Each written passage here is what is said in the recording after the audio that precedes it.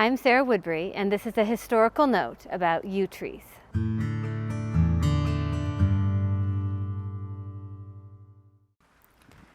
The yew is a species of evergreen tree native to much of Europe, including Britain and Ireland.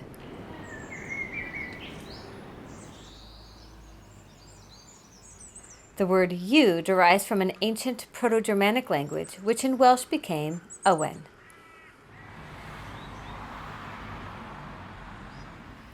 Yew trees are long-lived, to say the least. Trees routinely live past 400 years, and there are examples of yew trees as old as 5,000 years.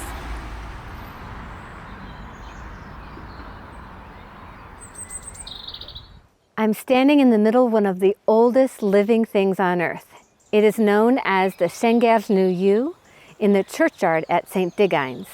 It is believed to be over 4,000 years old.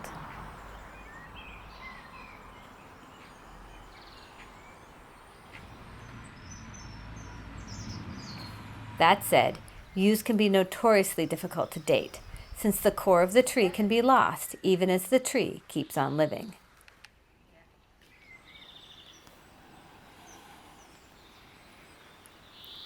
Yews have had a religious significance for thousands of years. For the Celts, they symbolized immortality.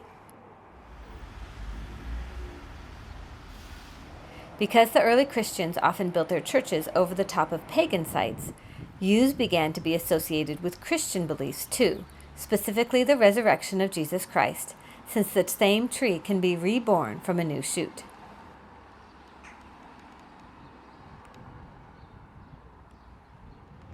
Behind me is the oldest tree in the Overton churchyard. The thinking is that it is between 1,500 and 2,000 years old.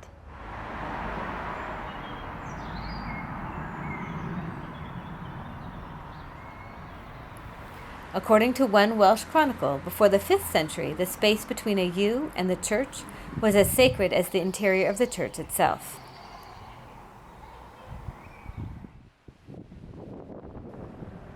Yews can be found in churchyards throughout Europe to this day.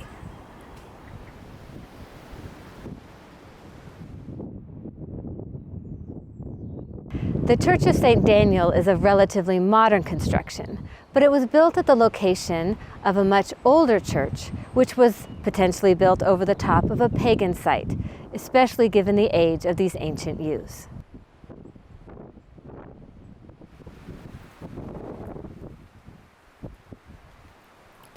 The link to a Celtic past is not the only theory as to why yew trees are associated with churchyards.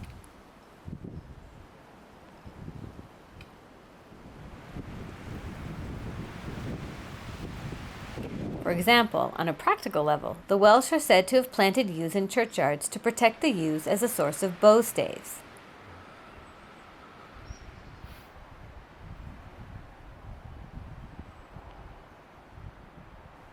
Churchyards protected the yews because, 1, the dead bodies provided nutrients to the trees. 2, marauders might burn a village, but they'd leave the church alone, thus ensuring the survival of the yews. 3, because churchyards surrounded by walls, yew seedlings would be protected from roaming sheep and cattle.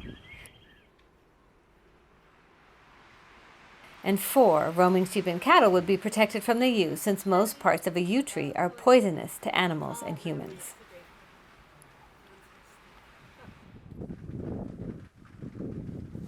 By contrast, another theory posits nearly the exact opposite idea. Yews were planted in churches by priests to protect graves from roaming farm animals. If the beasts came into the churchyard to dig up the graves, they would eat the berries or another part of the yew tree and die.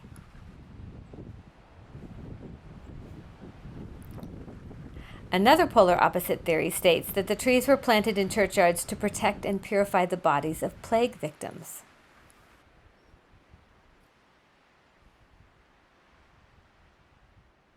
This tree is one of several in the churchyard of St. Daniel's, near Carnarvon, that is believed to be in the vicinity of 2,000 years old.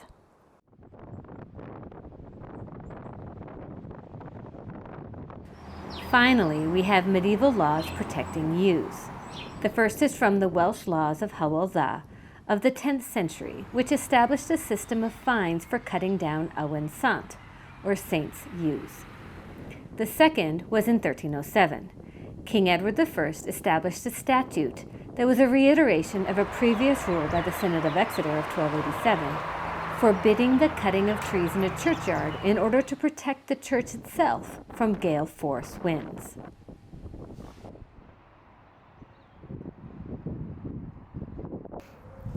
The little yew tree behind me was planted by Queen Elizabeth II in 1992 to commemorate the 700th anniversary of King Edward I giving Overton its first charter. That would have been in 1292.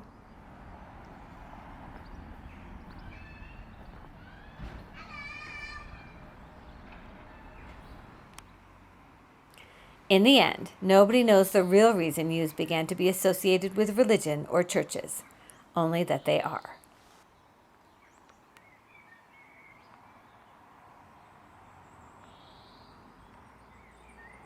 Thanks for watching my video. You can click on the playlist or subscribe to my channel to see more.